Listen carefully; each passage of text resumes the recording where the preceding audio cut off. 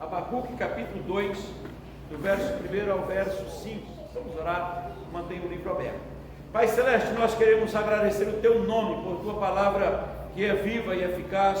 Ó Deus, nós queremos agradecer o privilégio de estarmos em Tua casa nesse último domingo do mês de abril, Te adorando, Te cultuando em espírito e em verdade.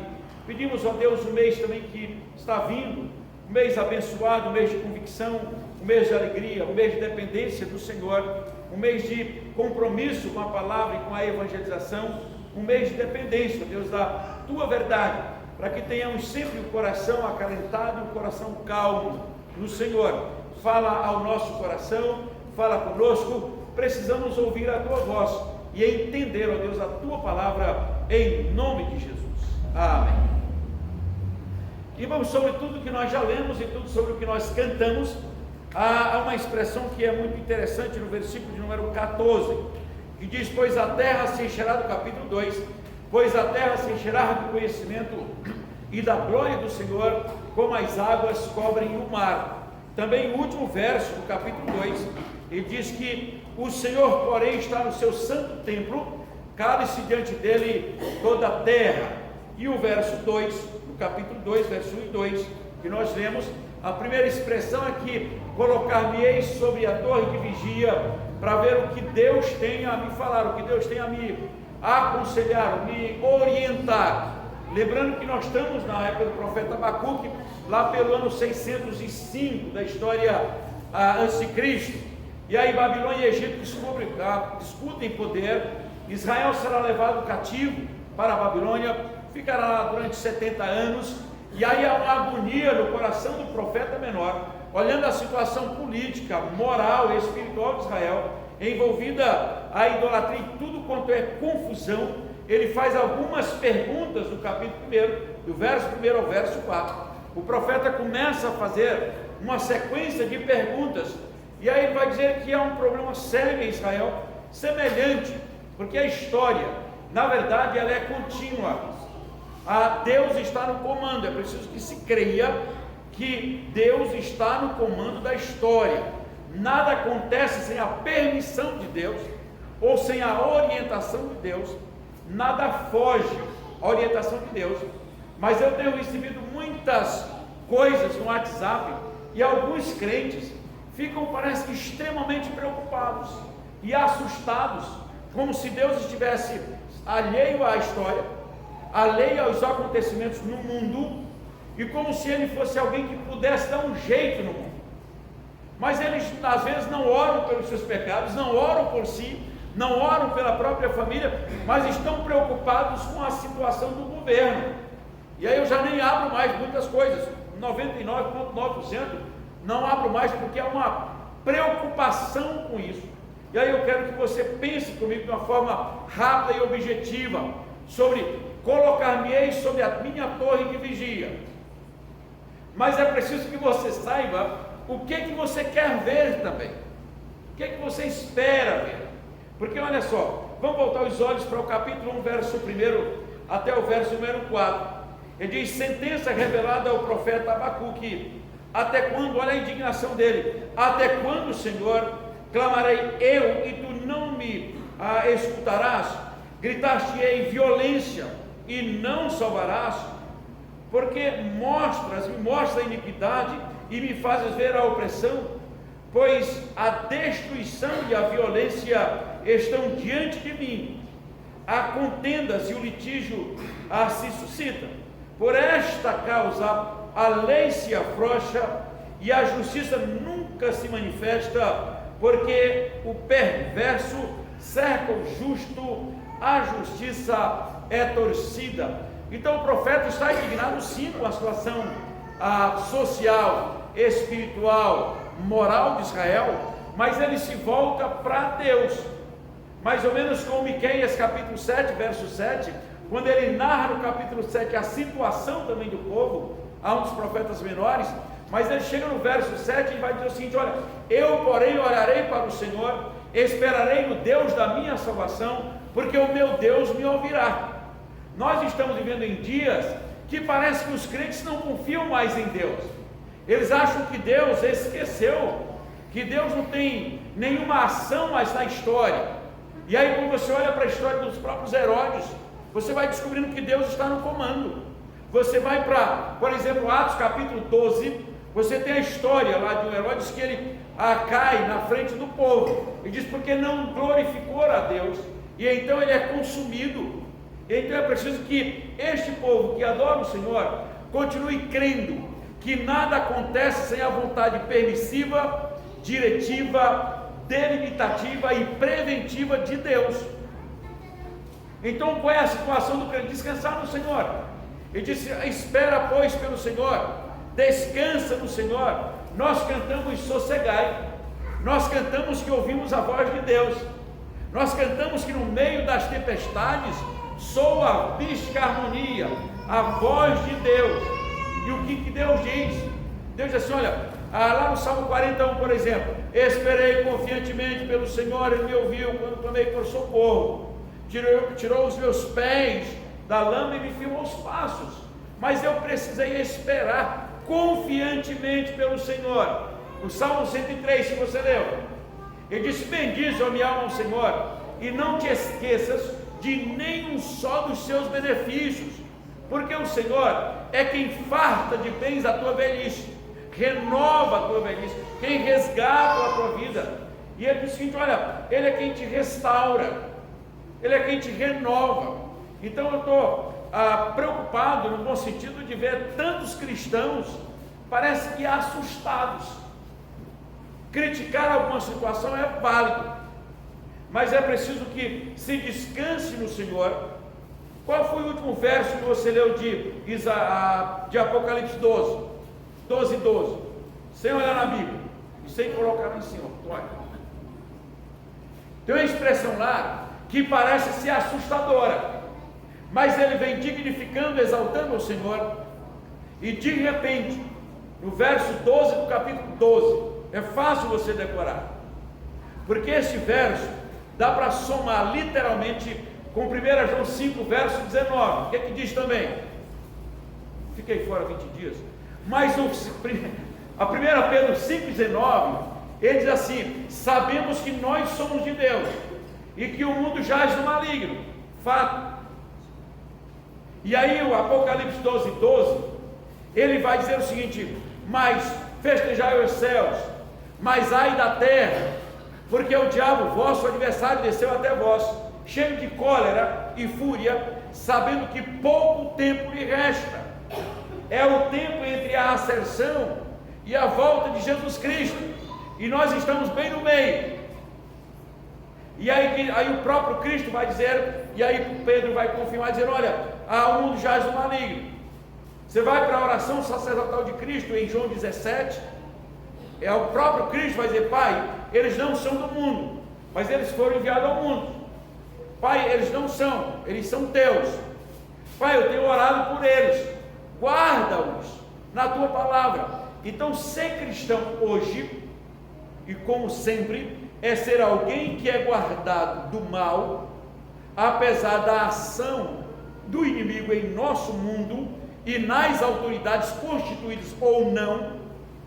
Mas o próprio Deus quer para acalmar o coração, porque o mundo jaz no maligno. E aí ele ainda vai dizer: olha, o mundo jaz, o mundo está, mas ai da terra. Então o cristão sabe esperar no Senhor, não é falar tanto mal dos governos mundiais. Nós estamos vendo tudo isso, tá? A gente critica, a gente profetiza, a gente declara, a gente ordena, a gente determina a bênção do Senhor.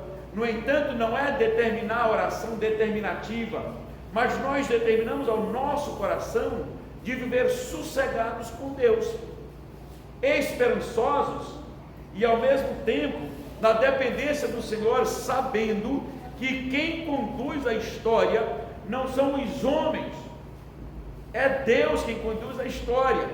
Se você pega Gênesis 3,15 e Gálatas 4,4, por exemplo, você vê que Deus afunilou a história para a chegada do Cristo, do seu Filho.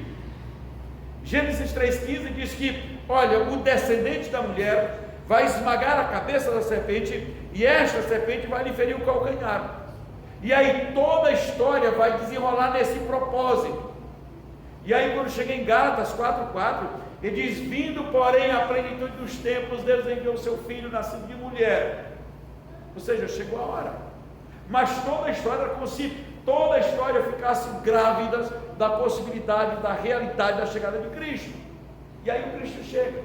E aí somos a igreja de Cristo hoje. E aí nós estamos caminhando a passos largos para o encontro com o Senhor. Então o crente não pode entrar em pânico, não pode se desesperar, porque Deus é que está no comando da história. Mas tem alguns cristãos que parece que não acreditam nisso. Eu canto, eu leio, eu oro, mas alguns continuam assustados. Por que será? Volte os seus olhos para o texto, porque Torre é conhecida, tem presídio, tem tantos lugares em Fortaleza, em cidades. Fortaleza, para ver de longe os que saíram para a batalha, os que estão voltando, mas ver também se o inimigo se aproxima. Os presídios têm muita torre de vigia. Mas o profeta então se coloca e diz: eu quero saber que resposta o Senhor me dará. Qual é a resposta de Deus para o profeta? Está dizendo: olha, certamente o inimigo virá. E ele fica indignado. Por que uma nação ímpia vai disciplinar, vai corrigir, vai invadir uma nação justa, que é a nação de Israel? Deus está dizendo: eu vou usá-la para disciplinar Israel. E aí ele diz: se você não tem nada o que fazer, mas faz o seguinte, olha o que ele vai dizer. Declara: eis o soberbo, a sua alma não é justa nele, mas escreve que o justo viverá pela fé. Mas escreve de tal forma que possa ler até que passa correndo, que o justo viverá pela fé. Como igreja, hoje nós também continuamos vivendo pela fé, pela esperança e pela dependência do Senhor. Os dias são maus, a Bíblia diz: remi o tempo porque os dias são maus.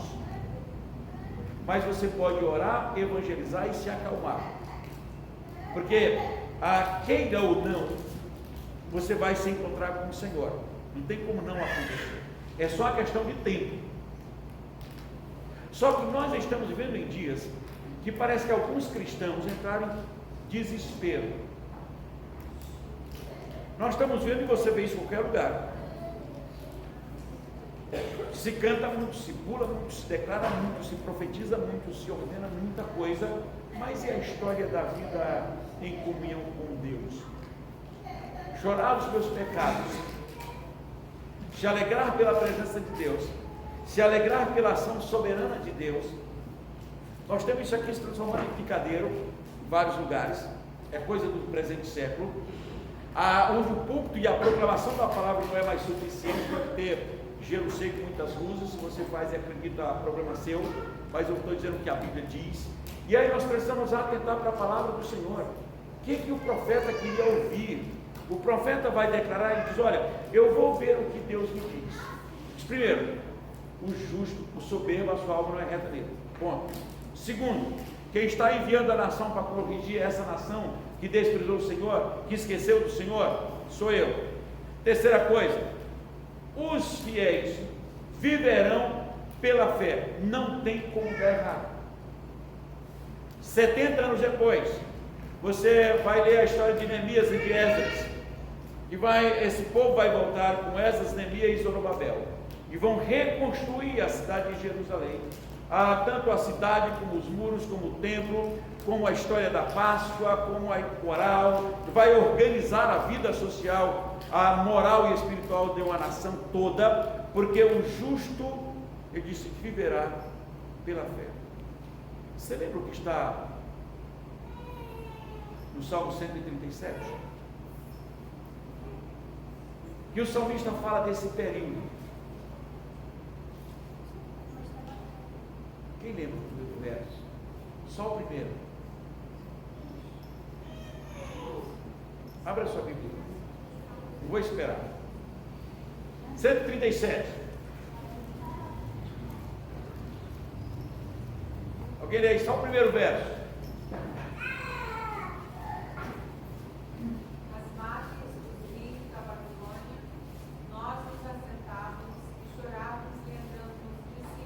Obrigado. É esse período tão calamitoso, tão difícil, tão duro, que ele diz: as margens da Babilônia, dos rios da Babilônia, nós nos assentávamos e chorávamos. porque aqueles que nos levaram cativo diziam para nós: cante um cântico do Senhor. E diz: como nós vamos cantar o hino do Senhor em terra estranha, que se seque a nossa língua, se grude no céu da boca, se cantarmos o hino do Senhor em terra estranha? Diz: se nos salgueiros que lá havia, pendurávamos as nossas harpas e não cantávamos. Ele disse: nós não vamos cantar. É neste período que o salmista está lembrando, a gente quer voltar para Jerusalém.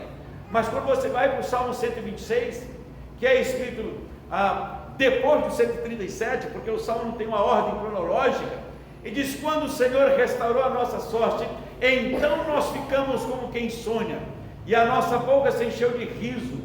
E ele disse: entre as nações, o povo dizia: grandes coisas fez o Senhor por eles, e por isso nós estamos alegres. Então, se lá no 137 havia choro e lágrima, e não tinha vontade de cantar, no 126 ele diz que, olha, o Senhor restaurou a nossa sorte, e ele foi tão extraordinário que nós ficamos como quem sonha. Então, se os dias são difíceis hoje, é preciso que os cristãos acreditem na restauração que vem de Deus, não de uma nação, mas do universo, do mundo. Deus dirige os passos, Deus conduz tudo, a história não vai sem direção, como pensavam os epicureus. Não, Deus não intervém na história. Não, Deus sim, Deus continua intervindo. Tem um livrinho do Francis Schaeffer interessante, titulado O Deus que Intervém. Se não leu, vale a pena vender o seu travesseiro e ler. Deus que intervém, vale a pena, interessante. Mas você já tem a Bíblia toda, e vai notar que o Deus continua agindo na história. Deus age, nenhuma autoridade age sem a orientação, permissão, direção, previsão de Deus. Não tem como, é o Senhor da história. E o Abacuque se coloca à disposição para ver o que o Senhor diz. Nós podemos pensar: que direção caminham os cristãos contemporâneos? Que direção caminha esta sociedade sem Deus? Como profeta, nós podemos pensar assim, profeta declarativo. Você pode pensar: aonde chegará essa geração que se esqueceu de Deus? E o próprio Deus dá a resposta.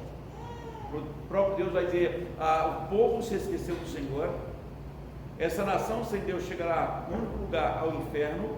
Ou seja, os sem Deus chegarão ao inferno, isto é fato.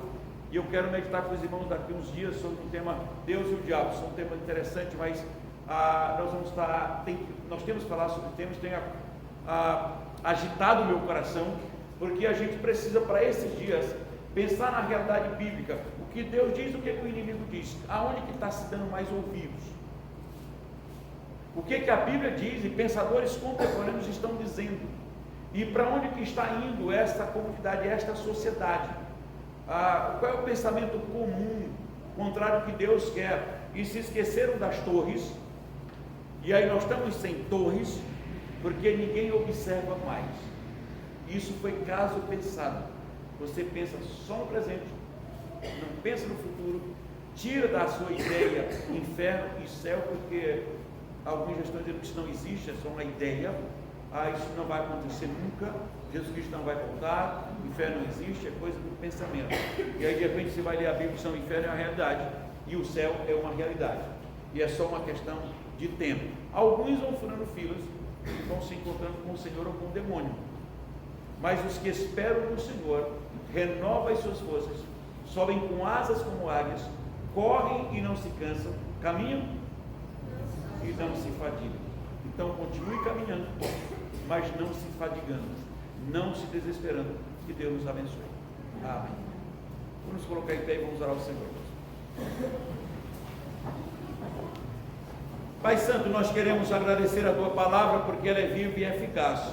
Nós agradecemos, ó Deus, essa disposição que o Senhor nos deu hoje, para virmos à Tua casa, te cultuarmos em espírito e em verdade, e ouvir, ó Deus, a Tua palavra. Mas ajuda-nos a colocá-la em evidência.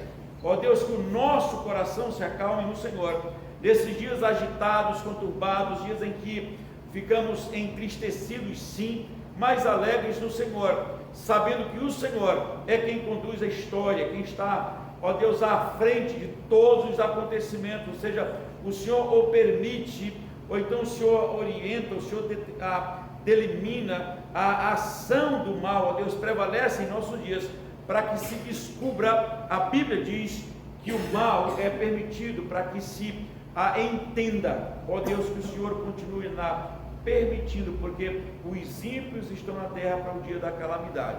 No entanto, a tua misericórdia é quem assiste o teu povo.